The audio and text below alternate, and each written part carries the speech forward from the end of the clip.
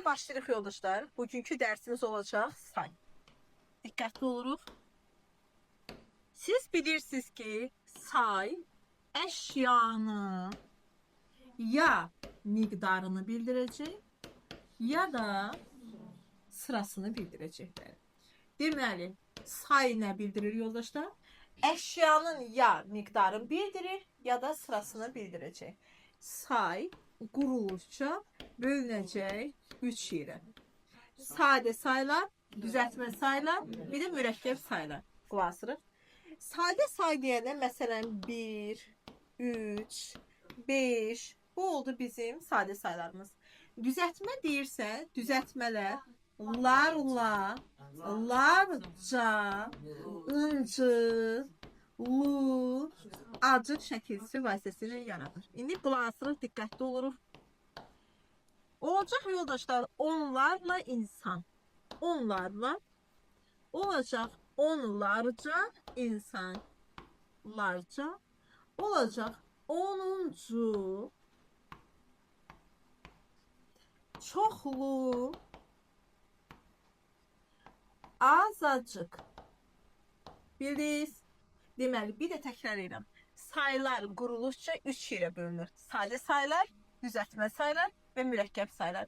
Sadə say odur ki, yalnız bir kökdən və yaxud kök plus qrammatik şəkilçidən ibarətdir. Məsələn, 1, 10, 20 olur sadə say. Düzəltmə saylar o saylara deyilir ki, larla, larca, ıncı, lu və acıq şəkilçisi vasitəsilə yaransın. Gəldi mürəkkəb saylara. Mürəkkəb saylar neçə cür yazılır yoldaşlar? Mürəkkəb saylar ya ayrı yazılacaq, ya da hepsdə yazılacaq. Ayrı yazılanı nümunə çəkirik. Məsələn, 11. Hepsdə yazılanı mürəkkəb 5, 6. Hepsdə yazan yalnız 20-yə miqdar sayılır. Bəli. Deməli, bir də bildik. Başa düşdük ki, mürəkkəb saylar 2 cür yazılacaq. Ya ayrı yazılacaq, ya defisdən yazılacaq. Ayrı oldu 11, defisi oldu 2, 3, 4, 5. Amma yadınızda saxlayın ki, eyni say təkrarlanırsa, məsələn 1, 1, 2, 2, bu şəkildə bu zərfdir. Bəli. Bu zərfdir yoldaşlar. Başa düşdük? Mürəkkəb saylar bitişik yazılmış. Ya ayrı yazıldı, ya da necə yazıldı? Defisdə yazıldı, bəli. İndi gəldik sayın mənaca növlərinə. Qulaq asırıq. Sayın mənaca 2 növü var. 1. Miqdar sayları. 2. Sıra sayları. Miqdar sayları əşyanın miqdarını bildirir. Özü də bölünür 3 yerə. Müəyyən miqdar sayları, qeyri-müəyyən miqdar sayları və kəsir sayları. Siz bilirsiniz ki, müəyyən miqdar sayları adından göründüyü kimi əşyanın miqdarını konkret bildirir. Əşyanın miqdarını konkret bildirir yoldaşlar. Və müəyyən miqdar sayları quruluşca ya sadə olacaq, ya da mürəkkəb olacaq. Sadə say məsələn deyirsən 1. Mürəkkəb deyəcəksən məsələn 11. Müəyyən miqdar sayları quruluşca 2 cür olur. Ya sadə olacaq, ya da mürəkkəb olacaq. Demək düzəltməsi yoxdur. Məsələn 1 oldu sadəsi, 11 oldu məsələn mürəkkəbi. Bildiniz bunu? Yadınızda saxlayın. Müəyyən miqdar sayları ilə İsimlər, yəni müəyyən miqdar sayı ilə isim arasında işlənən sözlərimiz olacaq. Numerativ sözlər. Numerativ sözlər həm milli olur, həm də alınmalı olur. Ən çox işlənən numerativ sözlərdən bir neçəsini yazım sizə. Məsələn, bir cüt corab, bir sap mirvari, 5 baş qoyun, 2 nəfər qulaq 2 nəfər insan, 1 şüşə şirə, 1 top Yəni əsas siz burada bilirsiniz nəyə baxın. Baxın görün hansı nümerativ saylarla nələr işlənir. Siz ona baxmalısınız. Bir top parça, bir dəstə çiçək və s. yoldaşlar. Və s. Yəni əsas burada məzun başa düşdürən ki, müəyyən miqdar sayları ilə isim arasında işlənən sözlərimiz, müəyyən miqdar sayları ilə isim arasında işlənən sözlərimiz nə adlanır? Numerativ sözlər adlanır. Deməli, numerativ söz harda işlənir? Müəyyən miqdar sayları ilə isimlər arasında işlənəcək. Kəmiyyət fərqi yaradan numerativ söz odur ki, yoldaşlar, siz onun dəqiq sayını bilmirsiniz. Yəni, kəmiyyət fərqi yaradan numerativ sözləri işlədərkən dəqiq miqdarını, dəqiq sayını bilmirsiniz. Məsələn, bax deyirsən ki, bir qucaq kitab. Bir qucaq kitab. Sən nə bilirsən ki, bir qucaq kitab deyəndə 3 kitab sığıb bunun qucağına, 5 kitab sığıb, yoxsa 10 kitab sığıb. Bunu bilmədiyin üçün buna sən kəmiyyət fərqi deyəcəksən. Və yaxud da ki, bir cüt corab. Deyə bilərsən ki, axı burada bir var. Uşaqlar, bir deyirsən, amma corab neçə dənə olur? 2 dənə. Deməli, bu nədir? Kəmiyyət fərqidir. Deyirsən ki, bir dəstə çiçək. Bir dəstə çiçək. Yenə yoldaşlar, bir deyirsən, amma o dəstənin içində 3 gül var, 5 gül var, 100 gül var. Bunu bilmirsən. Başa düşdün? Sonra, məsələn, deyə bilərsən ki, bir dəst kostyum. Burada da bir dedin, amma bir dəst kostyum kəmiyyət fərqi yaradır. Yəni, sən bilmirsən ki, axı orada şalvarın, köynəyin, pencəyin nəzərə tutursan. Bundan başqa deyə bilərsən ki, məsələn, bir vaqon odun. Nə qədər odundan söhbət gedir? Bilinmir. Bir yeşik alma. Nə qədər almadan söhbət gedir? Yenə bilinmir. Bilinmir. Bir qutu ərzaq. Nə qədər də ərzaq uşaqlar? Başa düşdünüz kəmiyyət fərqi yaratan nə demək? Kəmiyyət fərqi odur ki, sən onun dəqiq miqdarını bilmirsən. Yadınızda saxlayırsınız ki, müəyyən miqdar saylarından sonra işlənən isimlər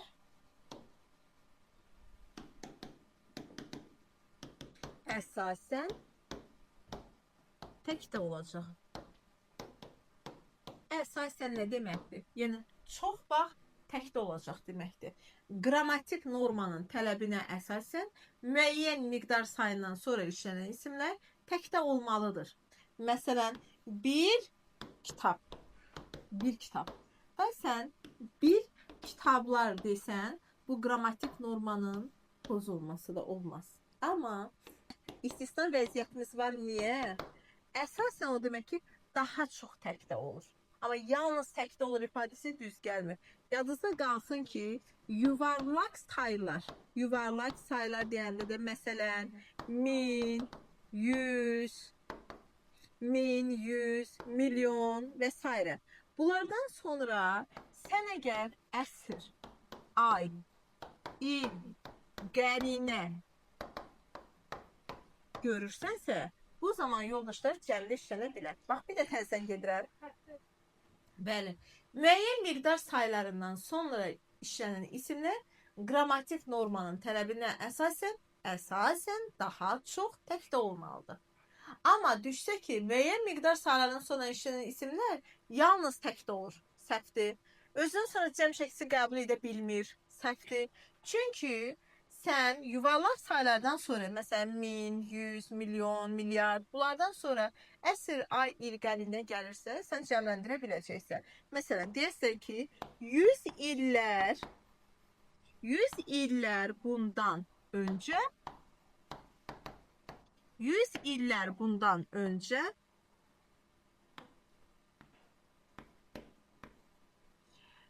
arxeoloji qazıntılar aparılıb. 100 illər bundan öncə arxeoloji qazıntılar aparılıb. Burada 100 yuvarlaq sayılı müəyyən miqdar sayının özündən sonraki isim cəmdə işlənir. Başa düşdük? İndi bu müəyyən miqdar sayının gəlin bir dənə isimləşməsinə baxırıq. İsimləşməsi. Siz bilirsiniz ki, sayda, sifətdə fiili sifətdə isimləşirsə yenə öz nitq hissəsi mənsubiyyətini itirərsizcə. Xeyr, keçmişi dəyişmir. Keçmişdə sifət olaraq qaldı. Sonra ki, say isimləşdi, yenə say oldu. Fiili sifət isimləşdi, yenə də fiili sifət olaraq qalır. Sadəcə olaraq burada məsələ budur ki, məsələn deyirsən ki, bir kitab lazımdır. Bir kitab al. İndi bu iki cür düşünə bilən məsələləri demirik, sadəcə başa salırıq ki, mənə bir kitab al. Al, nəyi, kitabı, neçə kitab alım? Bir kitab alım. Başa düşdük? İndi gələcəkdə biləcəksiniz bu həmçinin qüvvətləndirici ədat kimdə düşünmək olar. İndi bu cümləyə görə baxırsan ki, neçə kitab alım? Yəni bir kitab alım. Amma əgər sən desən ki, 4 5-dən kiçikdir. 4 5-dən kiçikdir. Yaxud sən desən ki, 6 3-ə bölünür. 6 3-ə bölünür yoldaşlar. Burada deyirsən ki, nə, nədən kiçikdir. Burada deyirsən ki, nə, nəyə bölünür. Başa düşdük ki, neyinə deyir yoldaşlar? İsimləşdi. Sayın isimləşməsi o demək ki, sanki yanındakı ismi yanından çəkirsən. Deyirsən ki, 4 rəqəmi 5 rəqəmindən kiçikdir. 6 rəqəmi 3 rəqəminə bölünür. Başa düşdük? Yəni, yanındakı ismi çəkirsən, sadəcə isimləşir. Siz bilirsiniz ki, müəyyən miqdar saylarının sualları hansılardır? Neçə, bir də nə qədər? Aha, neçə, bir də nə qədər? İndi qulaq asır, keçdik qeyri-müəyyən miqdar saylarına. Qeyri-müəyyən miqdar sayları adından da gördüyünüz kimi əşyanın miqdarını dəqiq bildirmir. Nə qədər sualına cavab verəcək.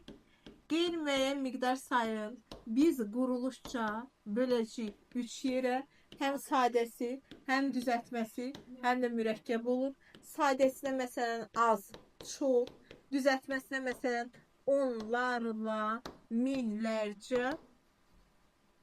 Mürəkkəbinə məsələn nə deyə bilərik yoldaşlar? 5-6, bir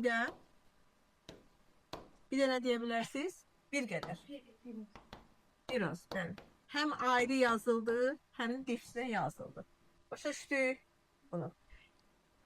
Gəlin amma burada bir dənə nəyə diqqət edirsiniz? Yadınızda qalsın ki, qeyri-müəyyənin içərisində təqribi, bir də təxmini saylar var. Təqribi və təxmini saylar necə yazılacaq? Defislə yazılacaq. Təqribi təxmini saylar, yəni qeyri-müəyyənin içərisindədir bu dairə. Qeyri-müəyyəndir. Sadəcə bir bölüm kimi ayrılır ki, yəni təqribi təxmini saylar. Bilirsiniz ki, bunların sualları neçə, nə qədər olacaq. Deməli, bildik ki, sırf qeyri-müəyyənlər nə qədər? Qeyri-müəyyənin içərisində olan təqribi təxmini saylar isə neçə, nə qədər sualına cavab verəcək. Təqribi say nə deməkdir? Dəqiq miqdarını bilməyəsən. Məsələn, 5-6, 10-15, 20-25 təxmin edirsən, bəli. Bunlar həm neçə, həm nə qədər. Xeyr. Çoxlu təqribi saylar yalnız defislə yazılır. Yalnız mürəkkəb formasını görürsən. Çoxlu qeyri-müəyyəndir, bəli. Təqribi də qeyri-müəyyəndir. Sadəcə olaraq onun içərisində bir növdür sanki. Yəni, təqriblər neçə, nə qədər sualına cavab verdiyi halda sən bir neçə kitaba sən neçə deyə bilməyəsən sualı. Neçə sualı verə bilməzsən. Sən buraya yalnız nə qədər sualı verə bilərsən. Yalnız nə qədər sualı verə biləcəksən. Sən bilirsən ki, təqribi sayların hamısı nümeratilə işlənir bilər. Təqribi saylar numerativ sözlərlə işlənir yoldaşlar. Məsələn, deyirik ki, 5-6 nəfər insan. Bəli. 5-6 baş qoyun məsələn, deyə bilərsən. Amma gəlin siz sırf qeyri-müəyyənin özün nümeratilə işlədin. Görün olar çox nəfər insan, az ədəd dəftər, minlərlə nəfər insan. Onlar görün. Xeyr olmaz. Bir dənə içərisində bir neçə istisnadır ki, bir neçə numerativ sözlərlə işlənir yoldaşlar. İşlənir. Məsələn, bir neçə ədəd, bir neçə ədəd zeytun. Gördüyün kimi içərisindən bir neçə nümerətiv ilə işləndi. Gəlin biz nümerətiv ilə nələr işləndi? Numerativ sözlər nələrlə işlənə bilir? Gəlin onu qruplaşdıraq. Müəyyən miqdar sayları ilə təqribi, afərin, təqribi saylar, bir də işlənəcək bir neçə. Bundan başqa sən heç halda nümerətiv sözlərin işini say axtarma. Bildik nə demək istədim? Gəldik indi burada nəyə diqqət edəcəksiniz? Buna qarşı diqqətli olun yoldaşlar. Yadınızda qalsın ki, az, xeyli, bir qədər, bir neçə, biraz. Bunlardan sonraki isim işlənəcək ha yoldaşlar. Bunlardan sonra işlənən isim həmişə nədə olmalıdır? Təkdə. Təkdə olmalı. Yadınızda qalsın. Bir də təkrarlayıram. Bildik ki, az, xeyli, bir qədər, bir neçə, biraz.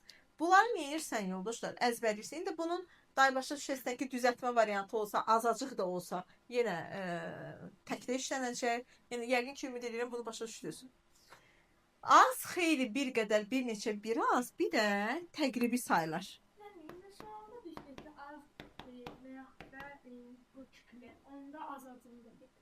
Bəli. Yəni, az sadəsində azacıq düzəltmə variantıdır. Yazım ki, yenə qarışdırmayın yaxşı. Azacıq. Azacıq, az, azacıq, xeyli, bir qədər, bir neçə, biraz, bir də təqribi saylar. Bildik ki, yalnız isim necə olmalıdır? Təkdə. Məsələn, deyəcəksən ki, az insan, azacıq insan, xeyli insan, bir qədər insan, bir neçə insan, biraz insan, 5-6 nəfər, 5-6 insan, 4-5 dəftər. Bilirsən ki, az, azacıq, xeyli, bir qədər, bir neçə, biraz və təqribi saylardan sonra gələn isim necə olmalıdır? Təkdə olmalıdır. İndi gəldik. Həm tək, həm cəmdə olmalıdır. İndi diqqətlə qulaq asırıq, olmalıdır. Söhbət nədən gedir? Özünün sonraki isimdən. Yadınızda qalsın ki, saylardan çoxu yazmışamsa, başa düşür ki, çoxlu da bura aid olacaq da yoldaşlar, bunun düzəltmə variantı. Çoxlu, bir də yadımızda qalsın ki, bu larla, bir də larca ilə düzələn nə qədər say var. Tək onlarla yazsam düz gəlməyəcək, onlarla, minlərlə, yüzlərcə, milyonlarca, yəni çoxlu, larla, larca. Bundan sonra gələn isim həm təkdə ola bilər, həm də cəmdə ola bilər. İstəyirsən sən denən ki, çox insan, istəyirsən denən ki, tutaq ki, minlərlə insanlar. Başa düşdük. İndi gəldik. Yadında qalsın ki, bir çox, bir sıradan sonra gələn isim yalnız cəmdə olmalıdır. Yalnız cəmdə olmalıdır. Məsələn, bir çox insanlar, bir sıra valideynlər. Dedik. Bax, gəlin təzədən bu fikirlərimizi bir də ümumiləşdiririk yoldaşlar. Yadımızda qalsın ki, müəyyən miqdar saylarından sonra gələn isimlər əsasən necə işlənəcək? Əsasən təkdə olmalıdır. Amma cəmdə də ola bilər. Yasa ki, cəmdə ola bilməz, yanlışdır. Çünki müəyyən miqdar sayları əgər yuvarlatsa, özündən sonra əsr, ay, il, qərinə gəlsə, cəmlənə biləcək. Gəlik qeyri-müəyyən miqdar sayını amma əzbərləyirsiniz ki, az, azacıq, xeyli, bir qədər, bir neçə, biraz və təqribi saylar. Özündən sonraki isimlər necə olacaq? Yalnız təkdə olacaq. Amma bir çox, bir sıradan sonra gələn isim necə oldu? Yalnız cəmdə. Amma çox, çoxlu, larla və larc ilə düzələn nə qədər söz varsa, hamısı həm tək həm cəm olacaq. Bildik. İndi Mən bir dənə bunu sizlə izah edeyim, sonra sizi sualca biləcəm, yaxşımı? Gəldi indi kəsr saylarına keçək. Kəsr saylarına keçməmişdən qabaq bağışlayın. Gəlin bir dənə qeyri-müəyyən miqdar sayının isimləşməsindən də danışaq. Məsələn, deyirsən ki, az çoxa tabidir. Qulaq asırıq. Qulaq asırıq. Az çoxa tabidir.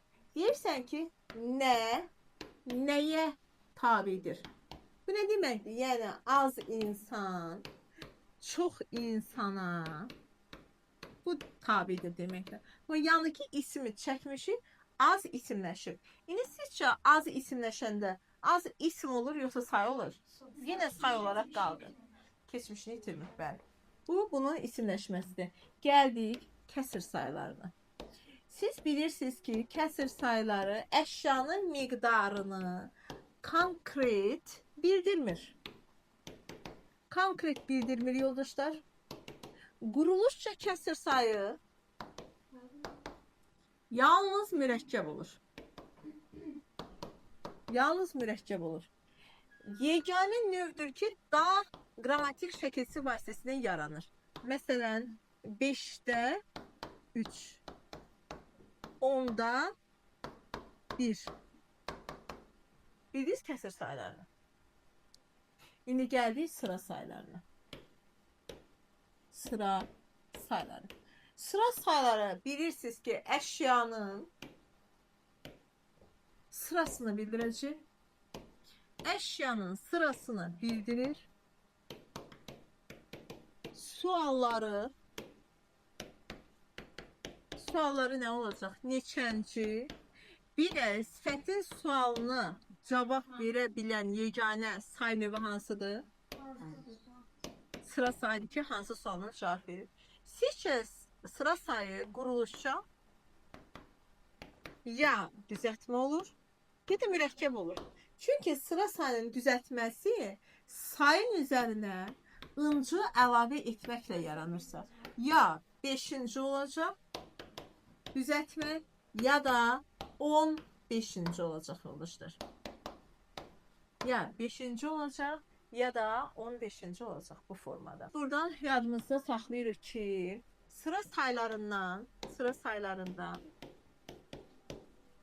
sonra gələn isimlər,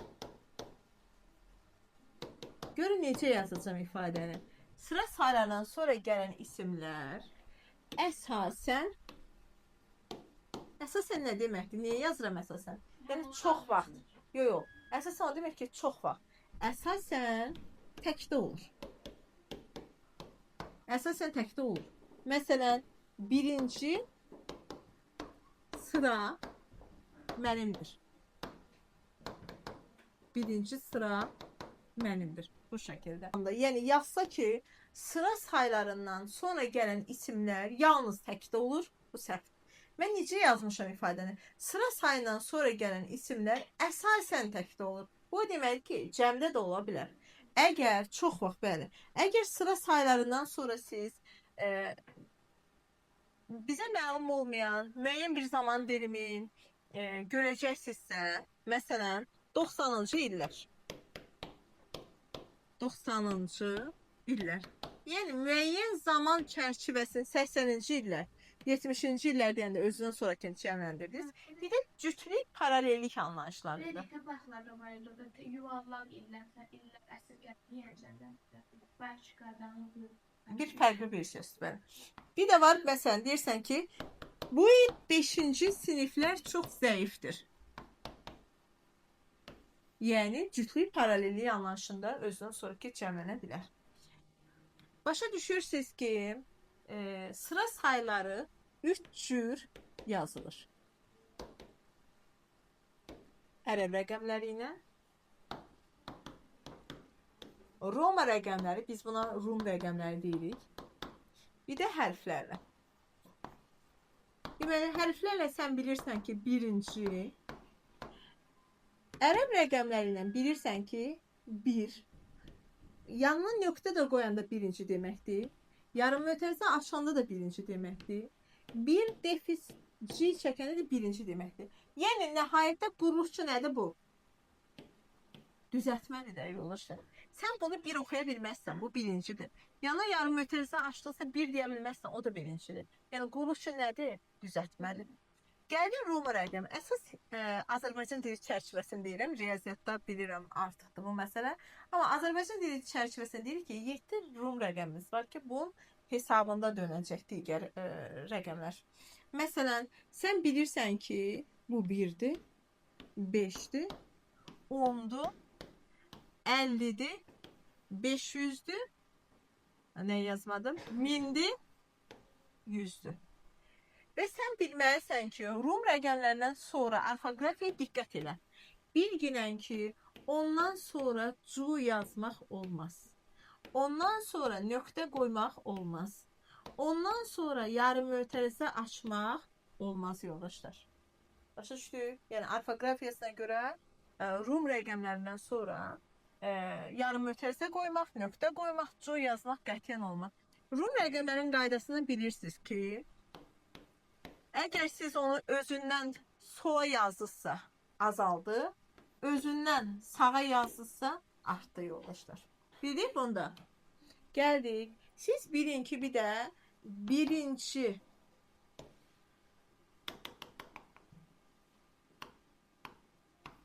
siz bilin ki, birinci sayını kontekste göre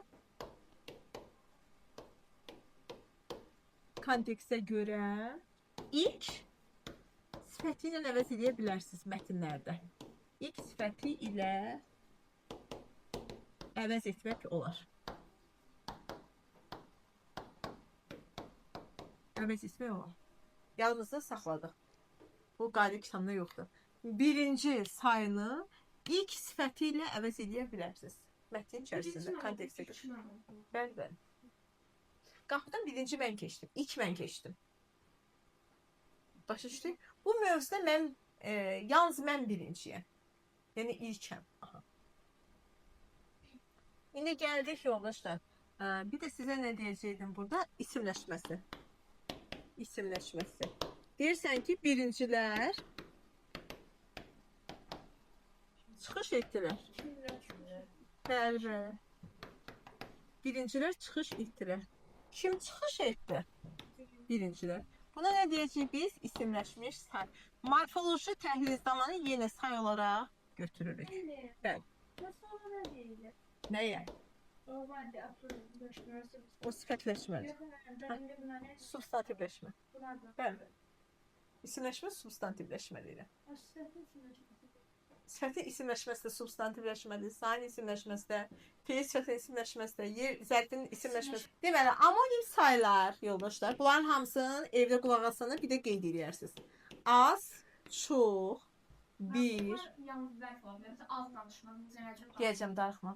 Yox, müştərək sözlərini qarışdırmırıq. Az, çox, bir, 1000, 80, 50. Diqqətli olun. Məsələn, az insan deyəndə sayı olacaq. Meşədə azmaq desən, fiil olur. Çox insan desən, sayı olacaq. Çox gözəl desən, ədat olacaq. Bir sənə inanıram desən, ədatdır. Amma bir kitab desən, sayıdır. Atı min desən, fiildir.